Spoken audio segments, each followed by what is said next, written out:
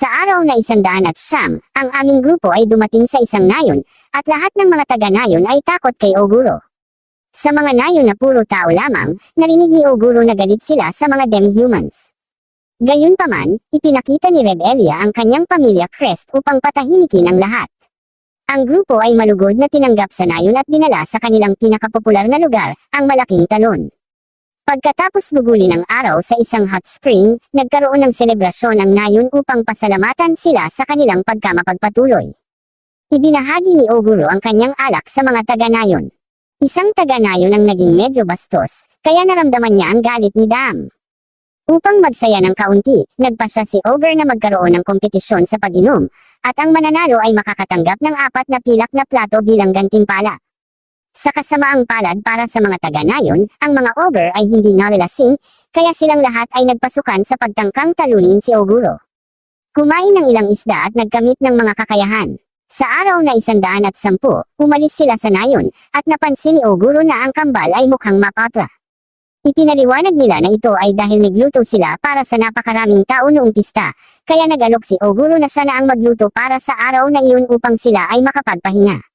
Sa araw na 111, nagulat ang lahat, at sinabi nila kay Oguro na itigil ang centipede. Lumalabas na ang kambal ay buntis sa mga anak ni Yu. Agad na nakipag-ugnayan si Oguro kay Gabi dahil hindi niya alam ang gagawin. Ang mga tiyan ng kambal ay biglang lumaki, kaya nagtataka si Oguro kung maaari bang ibalik sila sa nayon. Sa kasamaang palad, ipinaliwanag ni Gabi na hindi sila aabot sa oras. Ang mga anak ng ogre ay kinukuha ang nutrisyon mula sa tiyan ng kanilang ina at agad na ipinapanganak. Kung ang kambal ay mga ogre, magiging maayos sana, ngunit ang mga katawan ng tao ay masyadong maliit. Kung hindi sila makakakuha ng sapat na nutrisyon, maaaring mapunit ang tiyan ng ina. Walang oras upang makabalik sa nayon. Kaya nagpasya si Oguro na maghanap ng kalapit na lugar para sa kanilang panganganak. Ang kambal ay nasa matinding sakit, ngunit sinabi nila kay Oguro na huwag mag-alala, at ipinangako nilang isisilang ang kanyang mga anak sa lalong madaling panahon. Pagkalipas ng ilang sandali, nag-aalala ang lahat nang makita nilang masyadong pumapayat ang kambal.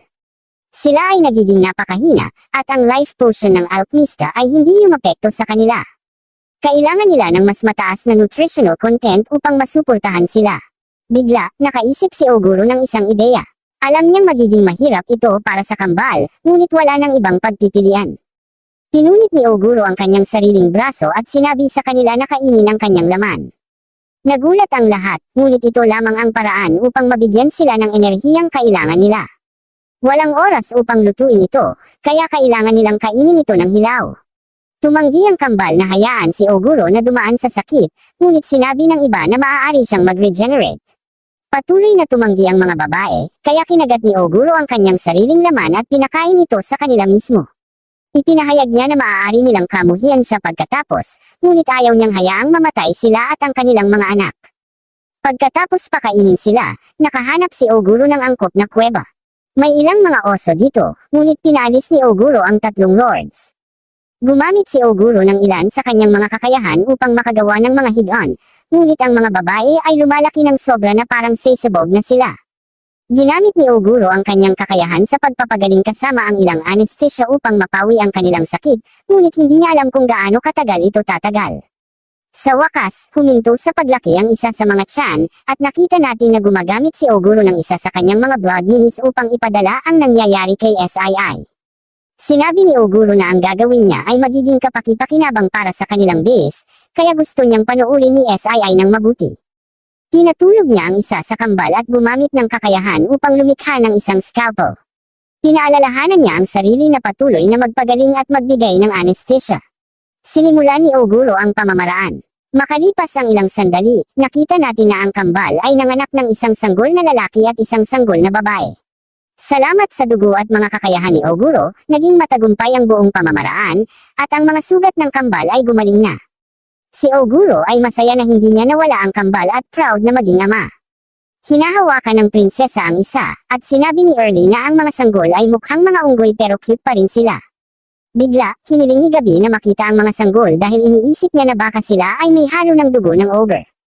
Ito ay nakumpirma dahil pareho silang may sungay, kaya ipinaliwanag ni Gabi na maaring alisin ni Oguro ang mga sungay habang sanggol pa sila. Ayon kay Gabi, kapag ang isang babaeng tao ay nanganak ng anak ng isang demi-human, ito ay magiging kapareho ng lahi ng ama. Gayunpaman, sa sa 1,000,000 kaso, isang espesyal na lahi na tinatawag na mixed blood ang ipinanganak. Sila ay may dakilang kapangyarihan, ngunit parehong lahi ay itinuturing silang hindi kanais-nais. Ang pinakamabuting magagawa nila ay mamuhay kasama ng mga mapanganib na halimaw.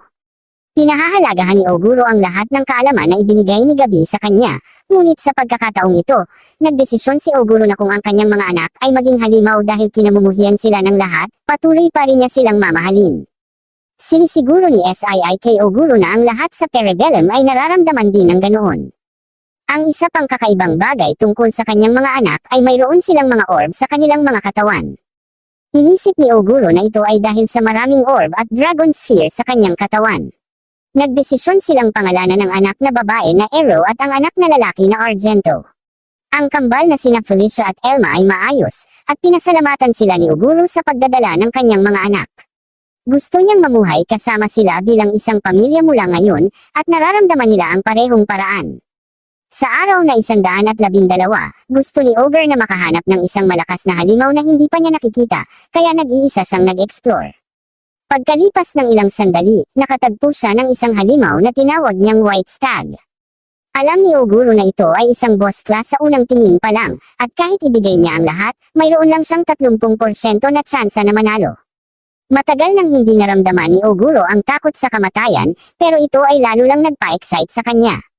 Nag-transform si Oguro, pero nalito siya nang hindi siya inatake ng halimaw. Bigla, tinanggal ng halimaw ang kanyang mga sungay at tumakbo palayo. Inisip ni Oguro na kainin ang mga ito para makakuha ng magagandang kakayahan, pero sinasabi ng kanyang intuition na ibigay na lang ito sa kanyang mga anak. Pagkatapos ng karagdagang pag-e-explore, nakatagpo si Ogre ng isang joint force na binubuo ng mga tao at demi-humans. Sila ay nasa labanan, at nakikita ni Ogre na sila ay maraming karanasan. Habang nanunod siya, naging malinaw na sila ang pinakamalakas na grupo na nakita ni Oguro sa mundong ito. Gayunpaman, ang kanilang target ay isang boss monster, at ito ay lumalaban ng maayos. Napatay na ng grupo ang ilang mga halimaw, ngunit naghahanda ang boss na tapusin ang labanan sa kanyang pinakamakapangyarihang magic attack. Bigla, ang napakalakas na halimaw na ito ay sumabog dahil kay Oguro at sa kanyang bagong arm weapon.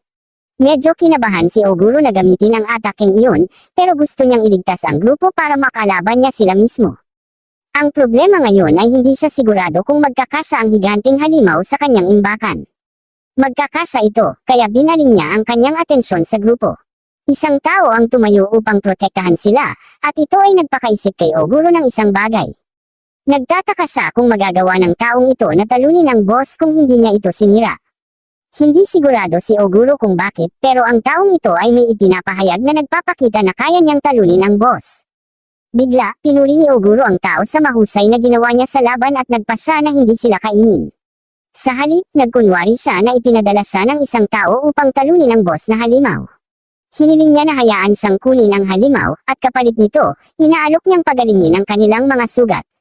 Pumayag sila, kaya kinuha ni Oguro ang bangkay ng halimaw at naghiwalay sila. Namangha ang tao na may nilalang na tulad ni Oguro. Alam niya na hindi pa nararating ni Oguro ang epic level, pero sa ilang kadahilanan, hindi siya makagalaw. Nagtataka ang isang babae kung dahil ito sa kanyang mga sugat, pero hindi ito dahil sa takot. Ang tao ay may kakayahang tinatawag na voice of death, at ipinakita nito sa kanya ang pinakamasamang maaaring mangyari kung sinubukan nilang labanan si Oguro, lahat sila ay mamamatay. Pagkatapos kainin ang boss at makakuha ng mas maraming kakayahan, bumalik si Oguro sa kuweba.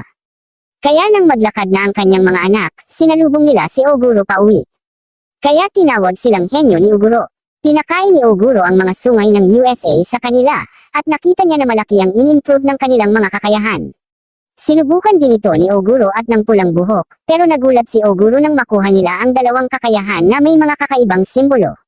Konting piraso lang ng sungay ang kinailangan para magawa ito, kaya natatakot si Oguro na nagkamali siya. Maliwanag na hindi pa niya kayang labanan ang puting USA ngayon.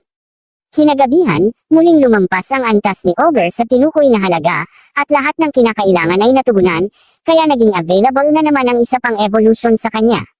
Maaari na siyang mag-evolve sa isang extinct species na tinatawag na Apostle Lord.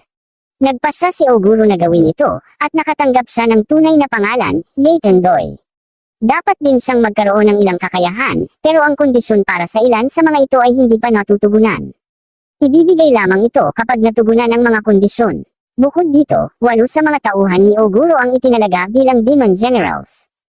Kinabukasan, nagulat ang lahat nang makita ang bagong evolution ni Ogre. Salamat sa panunood ng aking recap.